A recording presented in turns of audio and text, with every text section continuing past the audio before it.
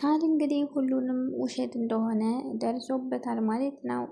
ሜርሲ እንግዲህ እሱና ጽዮን ለማጣላት ብላ እንግዲህ አሁን ብላ እነሱን ለማለያየት ብላ ያደረገችው እንደሆነ ደርሶበታል። እንግዲህ ገኒዬ እንግዲህ ከቤት እንድትባረር አድርጋታለች ማለት ነው። እንግዲህ ሀኒንም ውጭልኝ ከቤቴ፣ አንዳንቺ አይነት እህት የለኝም፣ አያስፈልገኝም፣ ከመወዳት ከማፈቅራት ሴት አጣልተሽኛል። አንቺ ነሽ በህይወቴ ውስጥ እህቴ መስለሽኝ፣ እንደ እህት እንደ ጓደኛ እያማከርኩሽ ሁሉን ነገር እያወራሁሽ አንቺ ነሽ ያለያየሽኝ ብሎ እንግዲህ ሀኒንም ጮሆባታል ማለት ነው። እንግዲህ ማርኮ የሱራና የእናቱ ወደ ቤት መመለስ በጣም አናዶት እና እንግዲህ ለምን መለሳቸው፣ እንዴት አባቤ ሀሳቡን ይቀይራል ብሎ እንግዲህ አባቱ በጣም ተናዶ አንተ ሽማግሌ ቆይ እሰራልሃለሁ እንደዚህ እንደተጫወክብኝ እያለ እንግዲህ አባቱን ብሎ እንግዲህ ለማለያየትና የሱራ እናት እንግዲህ እሺ ብላ ሀሳቡን ተስማምታ እንግዲህ እንዳትቀበል ሁን ብሎ አውቆ አባቤ እኮ የመለሳችሁ ለእናንተ አስቦ ሳይሆን አውቆ ድርጅቱና ቤቱን ተሽጦ ይካፈሉኛል በማለት ነው። ይህን ከሚሸጥ ዝም ብለው አብረው ይኖሩ ብሎ ነው እንጂ አባቤ ለእናንተ አስቦ አይደለም ብሎ እንግዲህ ውሸቱን ሲነግራት፣ እሷም እንግዲህ እውነት መስሏት ተጠራጥረው እንግዲህ ፍች የሚባል የለም እናትህን ንገራትና አርፋችሁ ኑሩ ብሎ እንግዲህ የሱራ አባት አይ እኔ እንኳ እሺ ብልህ እናቴ እሺ የምትል አይመስለኝም። በእናቴ ላይ ያደረከው ነገር መቼም ቢሆን እንደዛ ከፍ ዝቅ አድርገህን እኔንም እናቴን እንደዛ ከፍ ዝቅ አድርገህ ለዚህ አንድ እንኳ እውነት ለሌለው ልጅ ከ199 ጨርሶ ውሸት ለሆነው ከ199 ውሸት ለሚያወራው ልጅህ እኔን ግን እንደዛ ከፍ ዝቅ አድርገህ ተናግረኸኛል። ስለዚህ የተናገርከውን ነገር መቼም ማረሳለን ብሎ እንግዲህ ሱራ ነግሮታል። ገኒዬ እንግዲህ በጣም ተናዳለች። በጣም ነው የተናደደችው። እንግዲህ ዳግም ሜርሲ እንግዲህ ለቃል ስትነግረው ጽ ልታገባ ነው፣ ስለዚህ እየተጫወተችበት ነው፣ ከልጁ አባት ጋር ተስማምታለች። እንግዲህ ሰምቶ ለገኒ ነግሯት ነበር። ገኒዬ እንግዲህ በጣም ተናዳለች። ከቤት ራሱ እንድትወጣ አድርጋታለች ማለት ነው። ሰላም አለይኩም ወራህመቱላሂ ወበረካቱ። ውድና የተከበራችሁ የተወደዳችሁ የኑራ ቤተሰብ ሰላም ብያለሁ። ሰላማችሁ ይብዛ በያላችሁበት። ለዚህ ቻናል አዲስ የሆናችሁ ሰብስክራይብ፣ ላይክ፣ ሼር አድርጉ።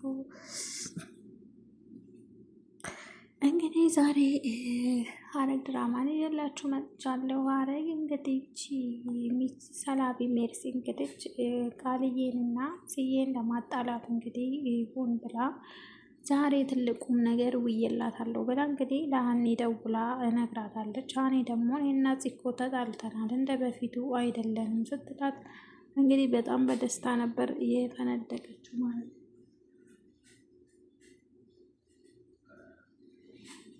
በደስታ ነበር የቦረቀችው እንግዲህ ምክንያቱም የጽን ከሁሉም ጋር መጣላት ስለምትፈልገው እንግዲህ እነሱ ጋር አብራ እየኖረ እንደ እህት እንደ ጓደኛ አይዞሽ እያለች እንግዲህ ሚስጥሯን ሁሉ ካስወራች በኋላ እንዴት ቃል ይወዳታል ለምን ብላ እንግዲህ ያውቃ ሁን ብላ ሱሬ ፍቅረኛዋ ነው ብላ እንግዲህ ሁን ብላ ሁለቱን ለማጣላት ያቀደችው ተሳካላት ማለት ነው። በስተመጨረሻም እንግዲህ እነሱን ለማጣላት ያደረገችው ነገር ቃልም እንግዲህ እሷን እንዴት እንዳመናት እንደገና ደግሞ ሁሌም ከስሩ ስለምትል እንዴት እንዳመናት ዛሬ እሷን ሰው አድርጓል። እንግዲህ አምኖ ተቀብሎ በራሱ ጊዜ ተናዶ እንግዲህ ልብሱን ጥሎ መሄድ ነው የቀረው። ዳግም እንግዲህ ለገኒዬ ሲነግራት ገኒዬ እንግዲህ በጣም ነው የተናደደችው። እንዴት እንደዛ አብራን እየኖረ እንደዚህ ታንትከለ ቆይችል ለተንኳል ነው እንደዚህ ቤት የመጣችው እንዴት ቆይ ምን አረገቻችሁ? እንዴት በዚች ልጅ ጋር ይሄን ያክል ተንኮልና ሴራ ትሰራላችሁ? ምን አድርጋት ነው? ስለዚህ አስወጭልኝ ብላ እንግዲህ ሉሊትም ብላታለች። ሉሊት ደግሞ ምን አድርጋ ነው? ቆይ ምን አድርጋችሁ ነው ያደረገችውን ነገር ንገሩኝ ብላቸው ነበረ። እነሱም እንግዲህ አይ ማንም መስማት የለበትም እንዳትነግራት ጽዬ ተመጣይ ትናደዳለች እና እንዳትነግራት ብላ እንግዲህ ለዳግም ነግራው ነበረ። ዳግምም እንግዲህ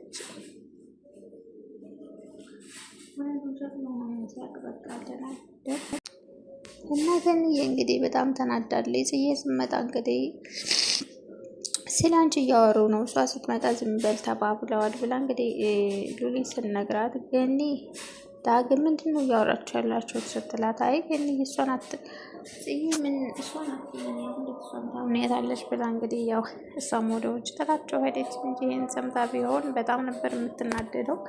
ምክንያቱም እነሱን ለማለያየት እንደሆነ በፊትም ሂጅ ልክ ልኩን እና እንግዲህ ሂጄ ልክ ልኩን ነገር ያው መጣሁ ብላ እንግዲህ ቃል ቤት ሄደ። በኋላ እንዴት ምን አገባሽ አንቺ ማን ሄጃለሽ? እንዴት እኔ ሂጂና ንገሪልኝ አናግሬው ብዬሻለሁኝ ወይ ምን አገባሽ በማይመለከትሽ ነገር የምትገቢው? በእኛ መካከል አትግቢ፣ አይመለከትሽም አንቺን ብሎ አስታራቂ ብላ እንግዲህ ብላት ነበረ። ሉሊትም ራሱ አንቺ በመካከላቸው ክፍተት እየፈጠረሽ እነሱን ለማለያየት ለመግባት አትሞክሬ፣ በእነሱ መካከል በእነሱ መጣላት ሰበብ ፈጥረሽ እንግዲህ በእነሱ መካከል እየገባሽ ማያወድሽን ሰው ይህን ያደርጋሉ ብለሽ አትሞክሪ ብላ እንግዲህ ሉሊትን ብላት ነበረ። ማርኮ እንግዲህ ቢልጠቱ እንዴት ወደ ቤት መለሳቸው? እንዴት ይመልሳቸዋል? በእኔ ሀሳብ ለምን አይስማማም? እንዴት እንደወጡ በዛው አይቀሩም ብሎ እንግዲህ ወንድሙንና እናቱን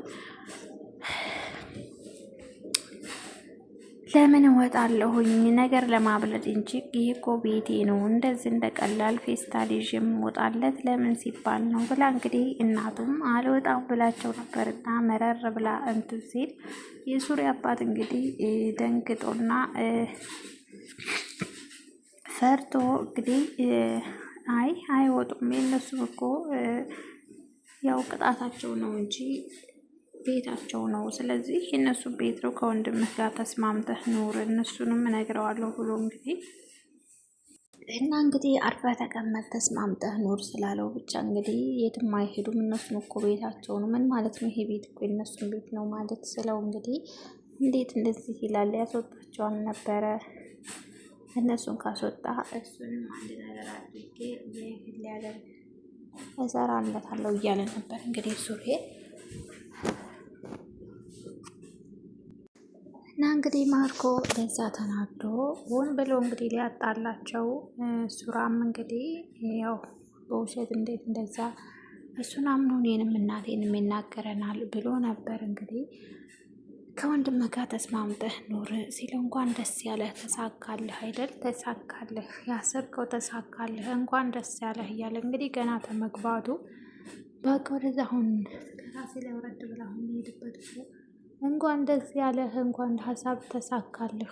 እንግዲህ ለምን ቤት አብራችሁ ኑሩ አላቸው ብሎ ነው እንግዲህ የሚያደርገው።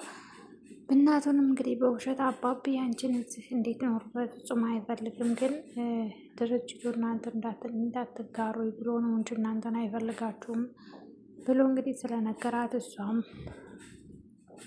እናትን ንገራትና ፍች የሚባል ነገር የለም አብራችሁ እዚው ኑሩ፣ ያው ቅጣታችሁ ነው ያደረጋችሁት ነገር ነው ከቤት እንድትወጡ ያደረኳችሁ እንጂ ቤታችሁ ነው ብሎ እንግዲህ ምንድን ነው ቅጣታችን? ቆይ ምንድን ነው ያደረግነው ብሎ ሲለው ሴትዮዋን ስንት ጊዜ አንጥቶ እንዴት ታስመልጧታላችሁ ብሎ እንግዲህ አባቤ ቢያንስ እንኳ ያደረግኩትን ነገር ብትነግረኝ ባላደረግኩት ነገር እና ባላጠፋሁት ነገር እኮ ነው እኔን እየወቀስከኝ ያለሁ የተናገርከኝም ብሎ እንግዲህ ቆይ ልጅቷን ምንድን ነው ያደረግነው? እስኪ ጥፋታችን እንኳን አልነገርከንም እኮ እንደፈለግ ውጡ ስታባረረን ብሎ እንግዲህ ሱሬ ብሎት ነበረ።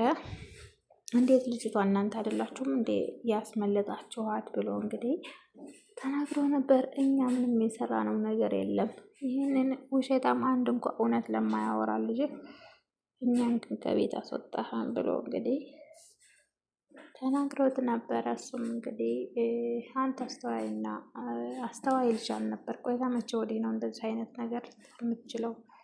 እንዴት ከመቼ ጀምሮ ነው ብሎ እንግዲህ እኮ አስተዋይነት ለእናታለህ ጊዜ አስተዋይ ቢሆን እንዴት ነው ባላደረግኩት ነገር እና እኔንም እናቴንም ከፍ ዝቅ አድርገህ የምትናገረኝ ብሎ እንግዲህ ተናግሮ ነበረ። እንግዲህ እሱም ሌላ